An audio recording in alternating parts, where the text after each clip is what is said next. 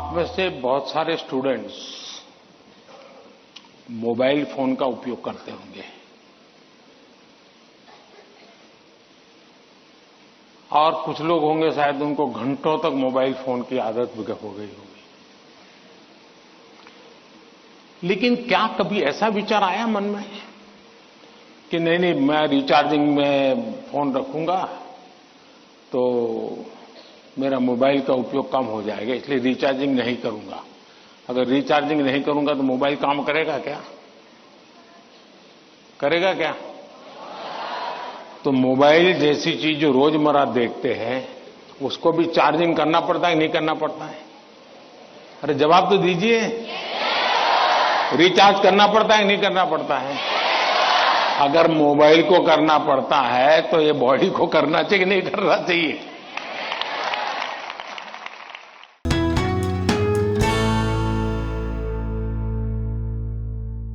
मैं समझता हूं कि किसी भी टीचर के मन में जब ये विचार आता है कि मैं स्टूडेंट के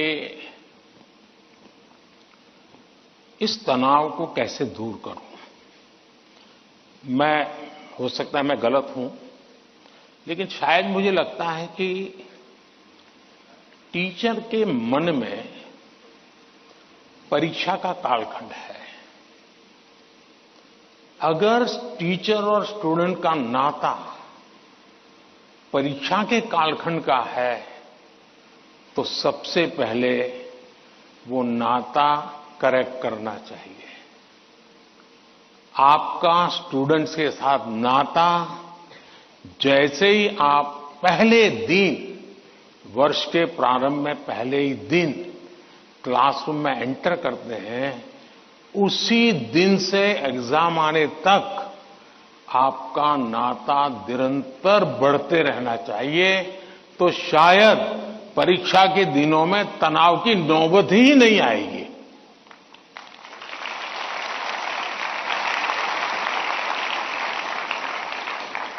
आप सोचिए, आज मोबाइल का जमाना है, स्टूडेंट के पास भी आपका मोबाइल होगा ही होगा। क्या कभी किसी स्टूडेंट ने आपको फोन किया है, कॉल पर कांटेक्ट किया है कि मुझे ये तकलीफ हो रही है, मैं चिंता में हूं? कभी नहीं किया होगा। क्यों? क्योंकि उसे लगता ही नहीं है कि मेरी जिंदगी में आपका कोई विशेष स्थान है। उसको लगता है कि आपका मेरा नाता सब्जेक्ट है, मैथ्स है, केमिस्ट्री है, लैंग्वेज है। जिस दिन आप सिलेबस से आगे निकल करके उससे नाता जोड़ोगे तो वो अपनी छोटी मोटी दिक्कतों के समय भी जरूर आपसे अपने मन की बात करे।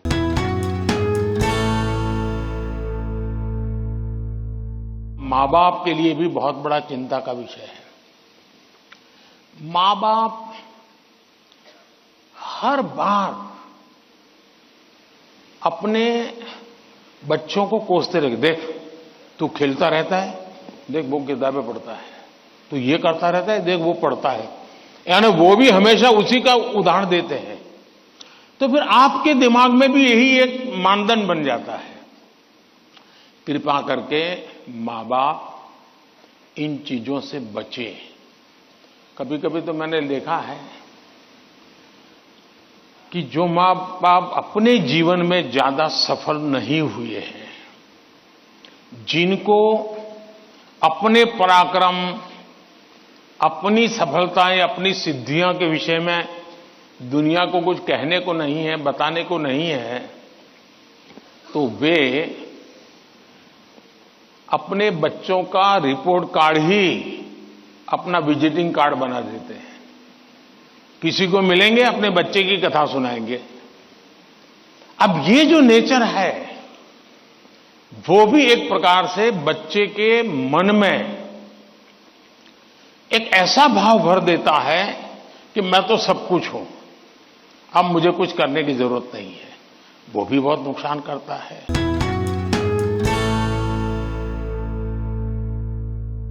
आपके दोस्त से आपको किस चीज की स्पर्धा है भाई?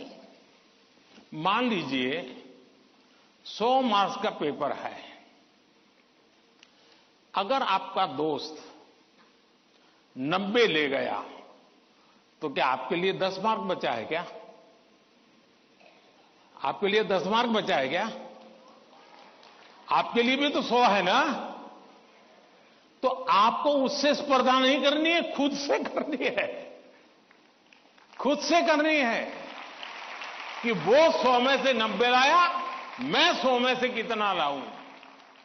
उससे द्वेष करने की जरूरत ही नहीं है। एक्चुअली तो वो आपके लिए इंस्पिरेशन बन सकता है। और अगर यही मानसिकता रहेगी तो क्या करेंगे आप? अपने से तेज तर्रार व्यक्ति को दोस्ती नहीं बनाएंगे। आप ऐसे जिसकी कुछ चलती नहीं बाजार में, उसी को दोस्त बनाएंगे और खुद बड़े ठेकेदार बन के घूमते रहोगे।